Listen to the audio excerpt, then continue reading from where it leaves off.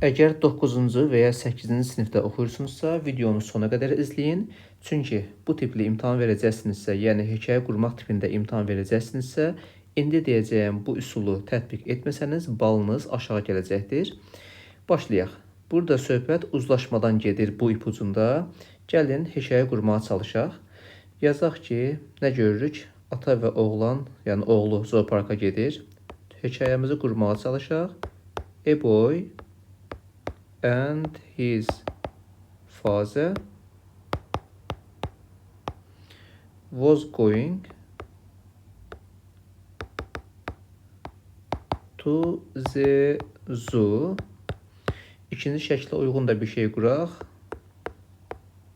They was two lions on the cage.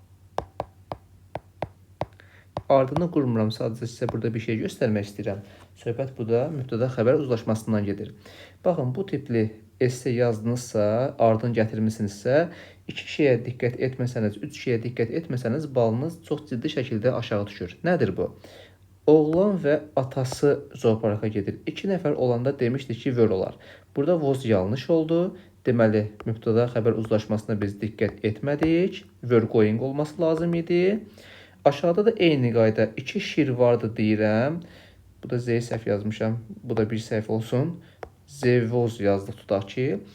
Qəfəsdə 2 şir var deyirik, amma biz burada were yazmamız lazım idi. Çünki Z were two lions olduğu üçün Z were olacaqdı və on the cage olmaz, in the cage olar.